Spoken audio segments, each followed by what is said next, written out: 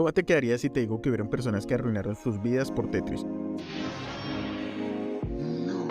Bueno, quizás no fue tan así, pero estoy seguro de que nadie creería de que Tetris tiene una historia de origen tan frenética. Quédate porque hoy te resumí Tetris, la película de Apple TV. Estamos en 1988 y se nos presenta a Hank Rogers, un empresario que está distribuyendo un juego llamado Go. En la misma convención, otro juego capta su atención, es Tetris, lo deja enamorado y ahora quiere distribuirlo. Es por ello que va a hablar con Eddie, su manager financiero, para pedirle un préstamo y comprar los derechos de Tetris. La cuestión es que ya estaba algo endeudado, así que para persuadirlo le cuenta lo siguiente. Hace 4 años, Alexei Pajitnov, ¿qué leyes dijo? Un programador de la Unión Soviética, se dedicaba a producir juegos en sus tiempos libres. Uno de ellos fue Tetris, un juego tan adictivo que se esparció rápidamente por toda Rusia y pronto todos estuvieron jugando Tetris, incluso en sus horarios laborales. Un año más tarde, Robert Stein llega a la Unión Soviética en busca de algún juego para comprar la licencia y obviamente compra la de Tetris por parte de LORC, que es una empresa del gobierno ruso. Posteriormente, Robert Stein habló con Robert Maxwell, un magnate de los medios con el cual llegó a un acuerdo por la licencia. Ya por último, Hank le dice a Eddie que hace poco fue a hablar con Hiroshi Yamauchi, director de Nintendo en Japón, consiguiendo un acuerdo para ser el distribuidor de Nintendo. Y obviamente con la palabra Nintendo, Eddie accedió a darle un préstamo de 3 millones, pero con la condición de que si no pagaba le iban a embargar la casa. Bueno, tú estás pendejo, ¿qué, hijo? Así que lo consulta con su esposa y aunque algo dudosa, ella accede. Pero no todos son color de rosas, pues en la oficina de su empresa recibe una llamada de Kevin Maxwell, quien le dice que vendieron los derechos de arcade a Sega. De esta manera que nuestro protagonista ya no tiene los derechos. Como única opción recurre a Yamauchi, quien lo envía a Seattle para que hable con sus colegas. Allí conoce a Minoru Arakawa y a Howard Lincoln, quienes le presentan, redoble de tambores por favor, la Game Boy, la primer consola portátil de la época. ¡Es hermosa! Y obviamente Hank los convence de lanzar la consola con Tetris. Así que ahora lo que necesita son los derechos de los dispositivos portátiles, por lo que habla con los Maxwell en presencia de Stein, pero le da largas y no es sino hasta que salen que Hank y Robert hacen un trato por los derechos de las consolas portátiles. Pero ¡pum! Un bombazo. Al día siguiente, Arakawa y Lincoln le dicen a Hank que el viejo les anda vendiendo los derechos de las consolas portátiles a Atari. Bien emputado y como último recurso, Hank decide viajar a Moscú para comprar él mismo los derechos. Ya en la madre Rusia, lo recibe esta chica llamada Sasha. ¿Necesita un oral? ¡Diablos, señorita! Disculpa, quien le ofrece servicios orales. Bueno, de traducción. Servicios de traducción. Ella lo lleva al ORC, pero le advierte que es un edificio gubernamental y sin invitación entrar es un delito. Aunque le sudan los huevos y entra de cualquier manera, consiguiendo así una cita con Nikolai Belikov, presidente del ORC.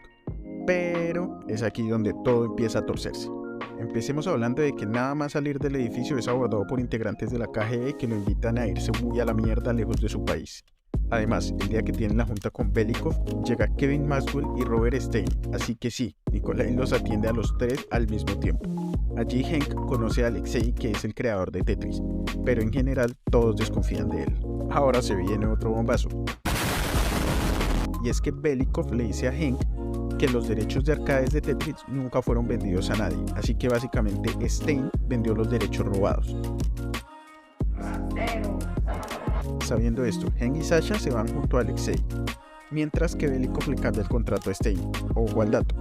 Otra cosa es que Trifonov, el agente de la KGB, se está comunicando con los Maxwell para conseguirle a toda costa el Tetris. El muchacho es bien corrupto, ¿eh? Un país corrupto se puede todo. Esa misma noche, Hank va a la cabeza de Alexei para intentar acercarse más a él, y aunque su esposa desconfía de Hank, logra ganarse la confianza de Alexei y van juntos a un bar. Revolucionario, por decir algo.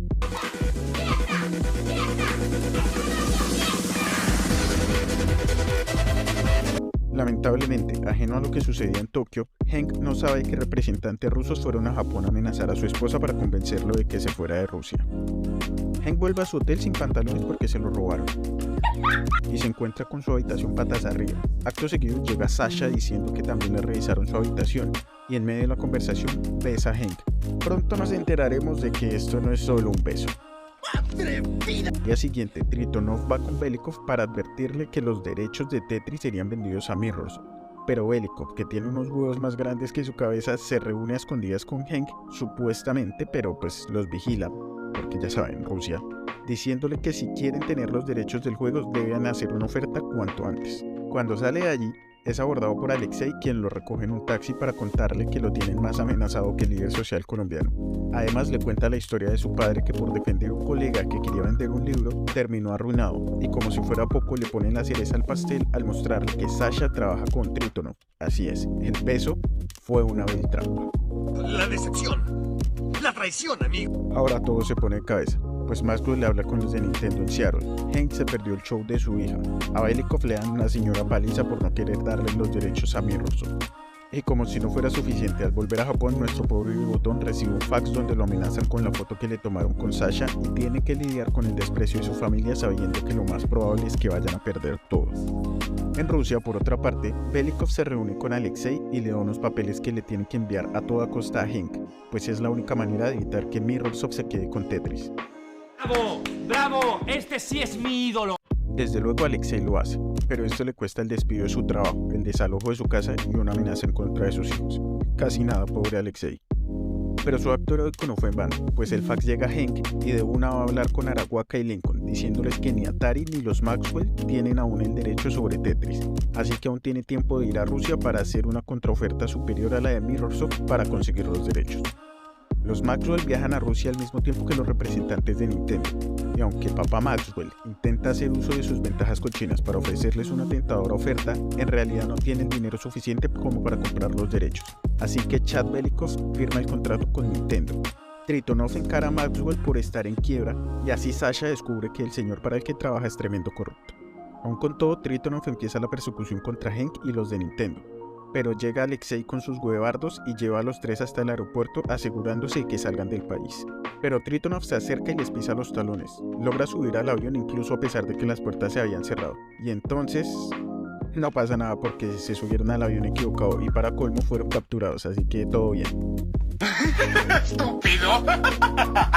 Ahora con todo el asunto resuelto, Hank organiza un mini escenario en casa para pedir perdón por no asistir a la función de su hija, consiguiendo así la reconciliación con su familia. Finalmente sale el Game Boy con Tetris y es obviamente un exitazo en ventas. En Rusia, Gorbachev dimite y se abren las fronteras. Hank también le mandó una Game Boy a Alexei, además de unos tiquetes de avión para salir de Rusia junto con su familia, siendo recibidos obviamente por la familia de Hank. Tiempo después, Hank y Alexei se asociarían y fundarían Tetris, la gran compañía de videojuegos. Y bueno, esto sería todo con la película. Cuéntame si ya conocías la historia de Tetris o qué opinas ahora que la conoces. Yo me despido y hasta el próximo resumen. Bye bye.